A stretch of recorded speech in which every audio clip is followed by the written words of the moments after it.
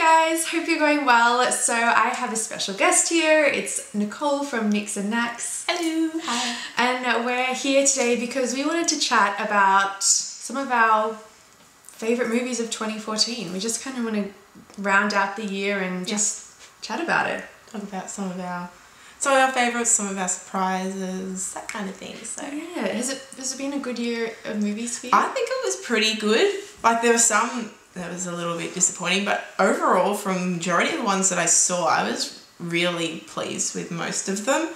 And even next year, there's meant to be a whole heap of good ones. So cinema's doing pretty good at the moment, I think. Yeah. No, this year was a huge year for me for movies. I think I probably saw more movies at the cinema than I think I had a resurgence in going to the movies. I think that like maybe last year I was seeing my movies other ways and streaming and through iTunes and stuff, but this year 2014 I went to the cinema a lot. Yeah, same here. We've written down like a few little questions, so let's just go through it. Let's start with the most obvious question, I think. What was your favourite blockbuster Hollywood movie of this year? Do you want to start?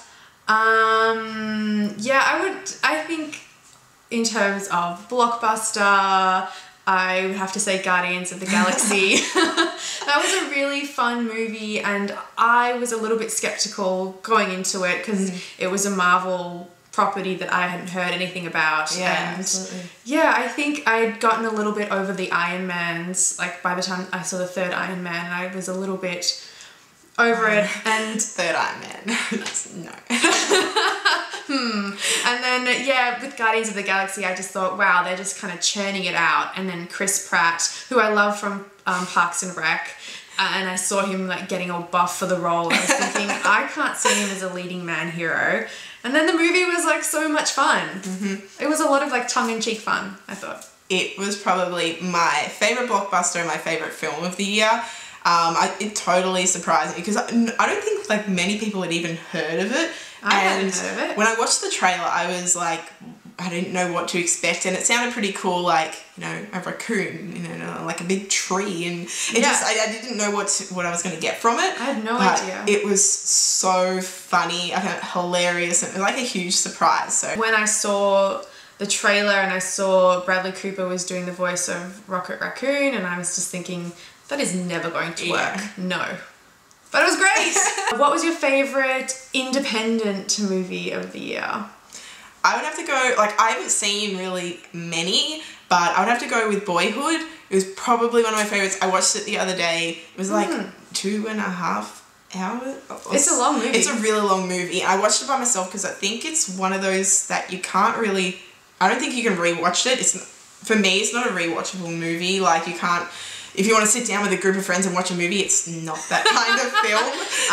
Yes. But I really enjoyed it, and I think it was just a perfect example of change and how people grow, and there's like different moments in time and milestones that you go through, and you'll have a milestone and then you just go on to the next one. I thought it was just so interesting and made me question certain things in my life as well, and you could totally relate to when he was a child and things that you went through, and I felt exactly the same way, so loved it. I thought it was a beautiful film. Well, Richard Linklater spent 12 years, like 12 years. I think that even if you didn't enjoy the film, you just have to respect what it was trying to do. Absolutely. And that's the first time I've seen narrative and documentary just blend together so well, because they're actually aging before you. Patricia Arquette, isn't she nominated for supporting actress for this movie Boyhood for the Golden Globes? I'm pretty sure. I thought she was amazing. Really good. Movie. Yeah, absolutely. I thought she was really good. Yeah, well, I did love that movie. I thought it was amazing. Again, same as you, I've only seen it once. I have no desire to go back and watch it again. Yeah. But that doesn't mean it wasn't amazing and something I'd absolutely never seen before when I saw it. But my favourite indie movie would definitely be Whiplash, which you haven't seen and you need to see. Yes, I need to see it. Miles Teller in Whiplash, just phenomenal. It was the most intense punch in the face of a movie for me. I was blown away, I have no words. Also, it was amazing because it's one of those few movies where the trailer did not do the movie justice. I saw the trailer and I was like, oh, I just didn't think anything of it. I actually thought it was a jazz movie, a bit of a drama, and I totally got it wrong because it's about a drummer. It's totally intense. Like, and the music is so part of the story. Favorite animated movie of the year, or sort of kids family movie? Yeah. Okay, so I did go with the Lego Movie. Just because I loved it so much. I can rewatch that movie so many times. I mean, Batman was hilarious. Yeah. And the 80s the spaceship Lego man, and when he's like yelling spaceship and building one, oh my god, I laughed so much watching that movie. I thought it was just really smart and like witty, and the humor was pulled off so well. I was worried that it was just going to be one of those kids movies that just, you know, fell flat with the humor, but it was just perfect. Yeah. It was perfect. I loved it. I'm going to say How to Train Your Dragon 2 was really gorgeous. Yeah. And I love the fantasy of all of that. And Toothless, the dragon, and Hiccup. And it was just nice to go back and have all your favourite characters who you love from the first movie come back. And I thought that they did well to make them older in this sequel. It didn't pick up straight after the first movie. A lot of time had passed, but they showed that really well, and the main characters do go from being kids to being teens, and you felt that. He has like stubble and stuff. I don't know how old he's meant to be. I don't know. I think he's meant to be like I think he's meant to be like late teens or something. Oh, I can't remember. And he has a girlfriend. What's her name? I can't. Astrid. Yeah. And it's totally really cute how they went back there and they did it well. I think that the second half of the movie they try and go a bit grand, like try and make it kind of big and huge. And I thought there were some flaws with the second half of the movie and the ending. And what about your most disappointed movie of this year? Like, it doesn't have to be the worst movie, but just a movie that you thought was going to be a little bit more than it was. It was my most disappointed, and like it wasn't good, and that's Vampire Academy. I've read all the books. I've read this whole entire series. I haven't read the spin-off yet, and I wanted it to be good because I love the books. Don't see it. Oh, okay, I won't see it. Don't see it. It's like just a waste of time. The directors and the writers were the makers of Mean Girls, and it just didn't suit the books are so much darker and like action, and they do have some comedy, but it was just so cheesy and just didn't suit it at all. I was so disappointed when I saw it. No, did you hate that when you love the material so much? Yep. And you're so hopeful, and then you walk into it and it's just like I was disappointed with, and this isn't because it was the worst movie, but I was kind of disappointed with the second half of Interstellar. I thought it started off really well. Also because it was so highly anticipated for me. I was looking forward to it so much all year, and I just kind of didn't really like how complicated they went towards the end. What did you think? I thought that they should have ended it a little further, like earlier, and they kind of went on with it. I said in my review that like the last 15 minutes or so didn't need to be there because it kind of made it a perfect ending. The second half did get a bit complicated.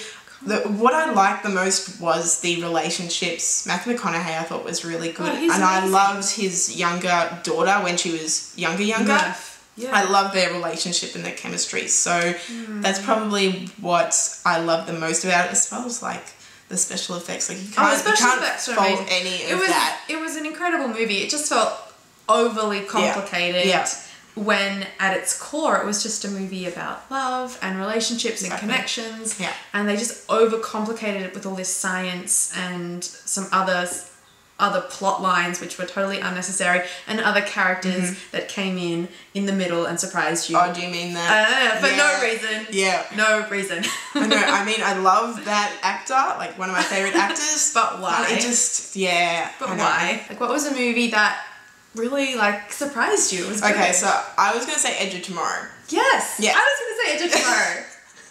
Just because I saw Chris Duckman's review, and then he was just like raving about it and saying how good it was, and I'm like, okay, I really don't want him to like put it really high up and then be like let down by it. Yeah. And I watched it, I was like, this is like really, really good. I mean, Tom Cruise is just like amazing when it comes to his action films. Right. And he does everything himself. He does all his stunts. It just, it was really good. It totally surprised me. I didn't expect it to be that good. I was surprised because, and I said this in my review of this movie, that I was like, Tom Cruise, really? Isn't he getting a bit old? Really? He's like over 50. Well, I was like, do we need more Tom Cruise? I wasn't impressed by Oblivion. I wasn't impressed by Valkyrie. And I think there was another one that was kind of recent. I was like, meh. Yeah. So I just wasn't ready to see him again in a leading role. And he just proved me wrong. He was really good. He nailed it. Yeah. He had this great, like, he was funny. Like, I've never seen the comedy him was be good, like just charming subtle, but funny. Yeah. I can't believe I haven't seen yet. So it's the end of the year. It's December 30th, and I can't believe I haven't seen Birdman. I feel like everyone's talking about Birdman and what a great indie movie it is. Michael Keaton, Emma Stone, Edward Norton. Yeah. And it's meant to be just phenomenal. It'd be amazing. It's meant to be amazing. Everyone's talking about it, but it's already been out in the US for weeks, and it doesn't come out in Australia until January 15th. So we have to wait another 2 weeks for it.